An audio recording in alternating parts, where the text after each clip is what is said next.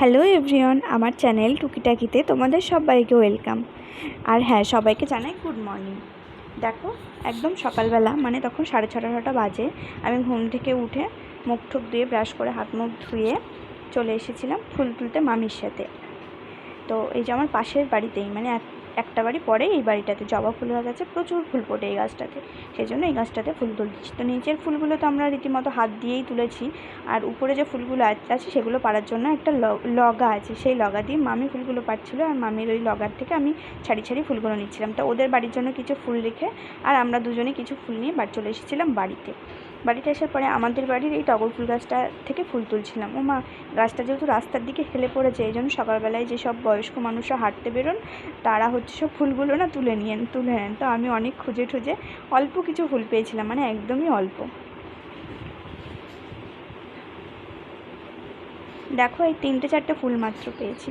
তো কী আর করা যাবে, এই কটা ফুল নিয়েই আমি চলে আসলাম বাড়িতে এসে দেখলাম আমার নীলকণ্ঠ ফুল গাছটাতে 4টে ফুল ফুটেছিল, মানে 3টে ফুল দেখা যাচ্ছে আর একটা ফুল পরে আড়ালে দেখতে পেয়েছি, মানে ফুলটা অনেকটা আড়ালে ছিল, ওটাকে দেখতে পাইনি।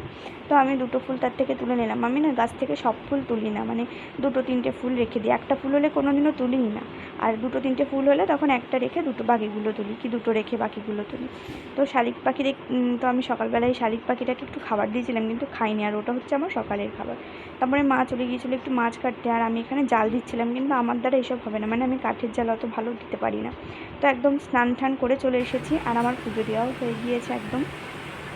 তো ও কম ফুল পেয়েছি আজকে অনেক। তো আগের দিন বলছিলাম না, বৌদি একটা জামা পাঠিয়েছে, সেটাই গোপুসোনাকে পরিয়েছি, দেখো কত সুন্দর লাগছে না। আর হ্যাঁ, এটা হচ্ছে আমি তারপরে ভাত খেয়ে নিচ্ছিলাম, মানে পুজো টুজো দেওয়ার পরে ভাতটা খেয়ে নিচ্ছিলাম। মা লাল শাক রান্না করেছিল, সেটা দিয়ে লাল শাক আর কি একটা ঘ্যাট করেছিল, আর কচুরমুখির তরকারি করেছিল, কিন্তু আমার ঘ্যাটটা এত ভালো লেগেছিলো, আমি সকালে শুধু ঘ্যাট দিয়েই ভাত খেয়ে নিয়েছি। আর এই যে কানেরটা দেখছো, এটা হলো আমার শাশুড়ি মায়ের কানের। তো অনেক দিন পর ইচ্ছা হলো যে এই কানেরটা একটু পরি, তাই আমি একটু পরছিলাম কানেরটা। কেমন লাগছে আমাকে জানিও কিন্তু, হ্যাঁ। তো তারপরে প্রায় 11:30 নাগাদ একটা মামি এসেছিলো সেলাই করতে, আর এই ঠাম্মা দুটো এসেছিলো গল্প করতে। তো কিছুক্ষণ গল্প করার পরে ওই ঠাম্মাটা চলে যাচ্ছিলো বলে এই ঠাম্মাটা দেখো ঘুমিয়েই পড়েছিল একদম। তো তারপরে মামি যখন এসেছিলো, মামি বলেছিলো কি মন্দিরে একটু পুজো দিয়ে দিস তো আজকে। আমি বলেছিলাম ঠিক আছে। তো তারপরে আমি মন্দিরে চলে গেলাম, এটা দুপুরবেলা মন্দিরে গেলাম পুজো দিতে। গিয়ে মন্দিরের যাই কি থালা বাসন টাসন ধুয়ে এনে আমি ঘরটা মুছে ফেলছিলাম। আর জানো তো, মন্দিরে পুজো দিতে দিতে আমার কত পুরনো কথা মনে পড়ছিল। আমার বিয়ের আগে যেন আমরাই মন্দিরে পুজো দিতাম, মানে আমি আর আমার একটা দিদি ছিল পাপিয়াদি, আমরা দুজনে মিলে মন্দিরে পুজো দিতাম। পুজো দেওয়ার পরে কতক্ষণ ধরে গল্প করতাম, মা আমাদের ডাকতে আসতো, কত বকা দিত যে এতক্ষণ লাগে পুজো দিতে, এরকম অনেক কথা বলতো। তো আমি খুব মিস করছিলাম সেই দিনগুলো, আর মন্দিরে বসে পুজো দিচ্ছিলাম আর সেই পুরনো কথাগুলো ভাবছিলাম। তো এরকম এইসব ভাবতে ভাবতে দেখো আমার পুজো দেওয়াও হয়ে গিয়েছে একদম। আর এখানে একটা ঘন্টা আছে, এই ঘন্টাটা আমার একটা মামি মানসিক ছিল তাই দিয়েছিল। তো পুজো দেওয়া হয়ে গেলে আমি মন্দিরের গেট দিয়ে, মানে একটা আলতো করে চিটকানিটা দিয়ে রাখছিলাম, পুরোটা লাগাইনি, দিয়ে আমি এই মন্দিরের পাশ দিয়ে একটা গলি আছে, ওই গলিতে আমার একটা বৌদির বাড়ি আছে, সেখানে যাচ্ছিলাম। আর মন্দিরে যেহেতু রোদ পড়েছে, সেজন্য আমার না পুরো ঘেমে গিয়েছি দেখো গরমে। তো বৌদিদের বাড়ি এসে দেখি ন্যানো গিয়ে পুজো দিচ্ছে, আর ন্যানো মানে এটা বৌদির ছেলে, ও গোপালকে স্নান করে সবে উঠালো। তো আমি ঠিক সেই সময়ই এসেছিলাম, তাই আমি একটু ভিডিও করে নিলাম। তো তারপরে বৌদির সাথে কিছুক্ষণ গল্প টল্প করে আমি তারপরে বাড়ি চলে এসেছিলাম। আর আমার বাবা মা জানো তো, দুজনেই এই যে এই প্যান্টগুলো সেলাই করে।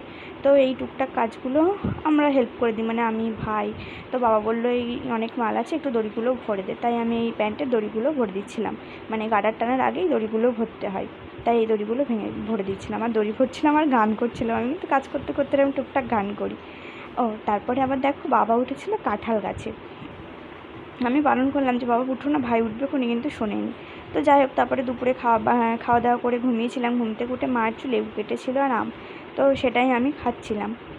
আমার কিন্তু ফল খেতে খুব ভালোবাসি, মানে আমার মাছ মাংস খুব একটা ভালো লাগে না, আমি নিরামিষ তরকারি সবজি আর ফলমূল খেতে বেশি পছন্দ করি। আর আম তো আমার খুবই খুবই প্রিয়, মানে এতটাই প্রিয়, আমার যদি একসাথে 3-4টে আম একসাথে দেওয়া হয় আমি খেয়ে নিতে পারবো এরকম। কিন্তু আমি আবার ফুটি টুটি খুব একটা খাই না। আর তোমরা নিশ্চয়ই ভাবছো আমি হুট করে শাড়ি কেন পরলাম। শাড়ি পরেছিলাম কারণ আমি একটু রিলস করবো তাই, কিন্তু দেখো ছাদে উঠে রিলস করতে করতে ঘেমে নিয়ে আমার অবস্থা কী হয়েছে, পুরো ভিজে গিয়েছি। আর চারিদিক দিয়ে ঘাম টপি টপি পড়ছিল, কপাল দিয়ে, গলা দিয়ে, ঘাড় দিয়ে, আর আমার চুল তো পুরো ভিজেই গিয়েছিল। তো তারপরে আমি নিচে এসে চেঞ্জ করে নিয়েছি, নিয়ে একটু হাওয়ায় বসেছিলাম। আর মা এখানে দেখো ধান সিদ্ধ করছিলো, এই গরমেও মাদের কত কষ্ট বলো। তারপরে ভাই সন্ধ্যাবেলা একটু চাউমিন নিয়ে এসেছিলো, তো সেটাই আমরা খাচ্ছিলাম। তারপরে দেখি মাম্মা চলে এসেছে, ও মামা বাড়ি গিয়েছিলো না, তাই। তো নাও আমি এবার মাম্মার সাথে একটু গল্প করি, ভালোবাসি।